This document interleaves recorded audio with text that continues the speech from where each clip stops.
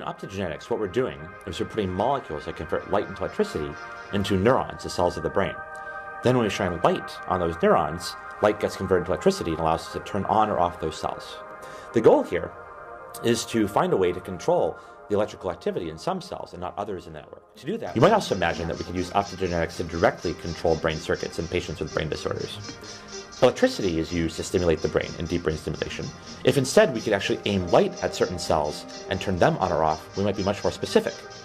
Rather than using electricity to turn on and off the cells of the brain and have many kinds of cells activated, the ones we want to affect as well as all their neighbors, if we could make just one disease-associated subset associated with light and we can turn them on or off, we might be able to treat them with much more specificity. So far, optogenetics has had a lot of impact in the scientific world, but it hasn't been used in any human patients yet. There are a couple reasons why. One is that it requires a gene therapy to deliver the gene that encodes for these light-activated molecules into the body. Currently in the US, there are no FDA-approved gene therapies. In Europe, there's just one. Another issue is that these molecules come from organisms like algae and bacteria. And so if we are putting these molecules into the body, would they be detected as foreign agents and attacked by the immune system, for example? What we need is a paradigm shift in how we think about treating brain disorders.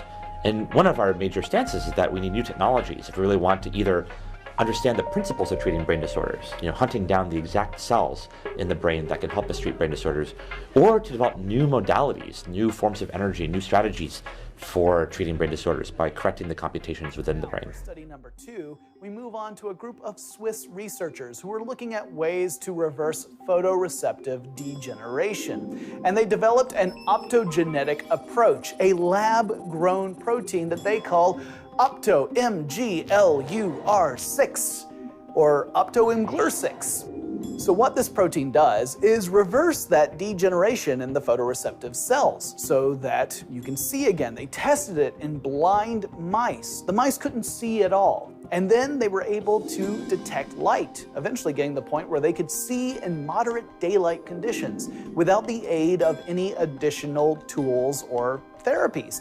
This is a huge leap forward from previous treatments, and it could mean a reverse of this type of blindness. In gene therapy, a functional copy of the gene is delivered into a patient's own cells.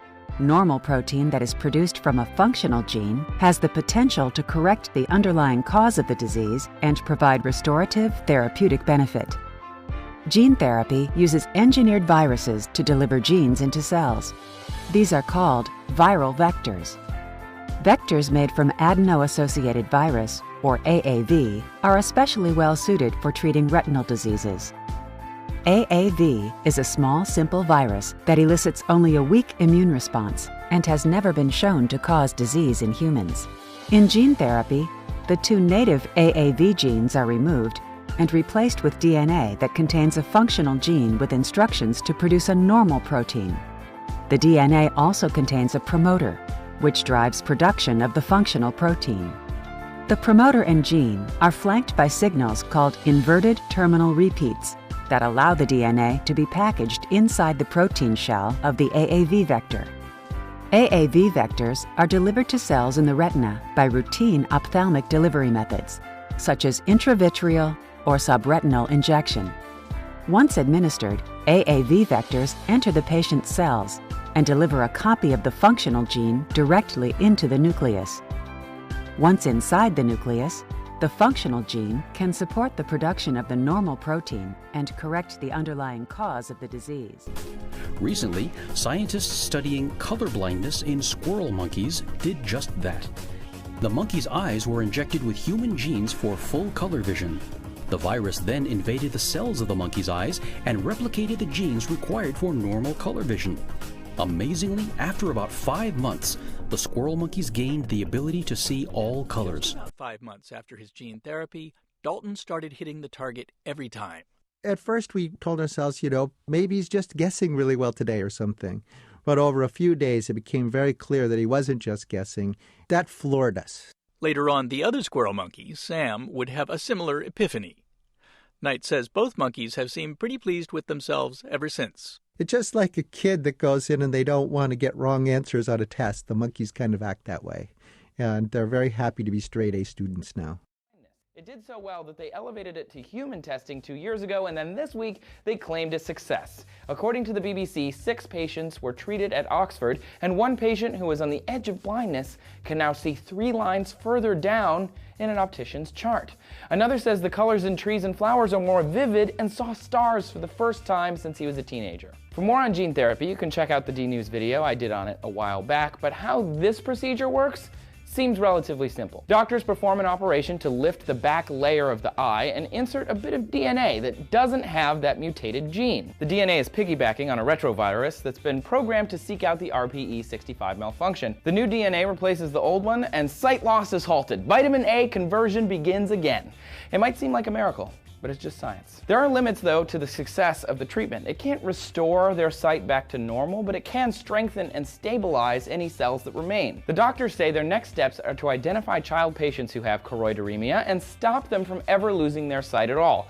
Also, if gene therapy works with this rare disorder, doctors are hopeful it will also work with more common disorders like macular degeneration. AGTC is using its technology to develop gene therapies for rare, inherited retinal diseases that currently have no treatments.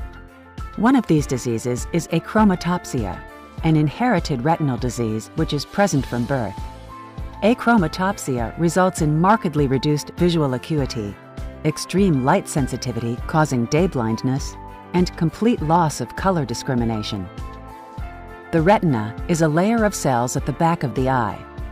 In a healthy eye without achromatopsia, special cells in the eye, called cone photoreceptors, convert light into an electrical signal, which is transmitted across the layers of the retina and then to the brain for visual processing. In an eye with achromatopsia, cone photoreceptors in the retina are unable to convert light into an electrical signal. The most common causes are mutations in one of 2 genes, called CNGB3 and CNGA3.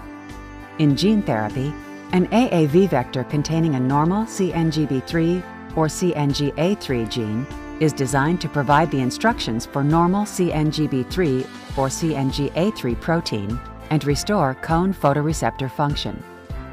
By introducing a functional copy of a gene into a patient's cells, gene therapy is able to correct the underlying genetic defect that is causing disease.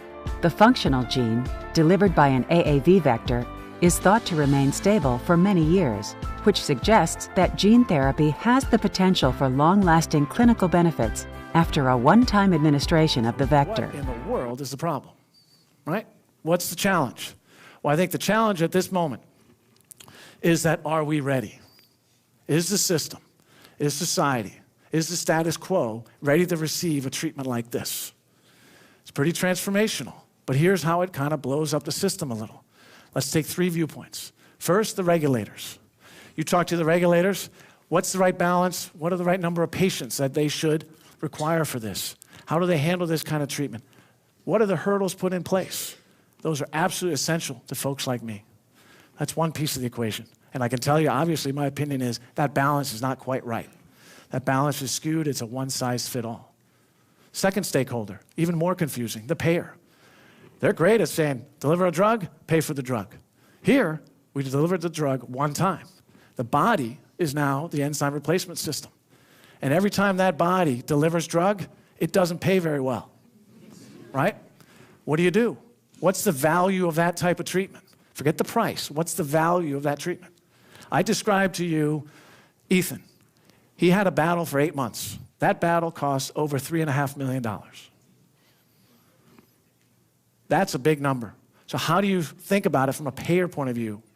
And then thirdly, from my point of view, an industry point of view, bigger companies, smaller companies, how do you put all this together?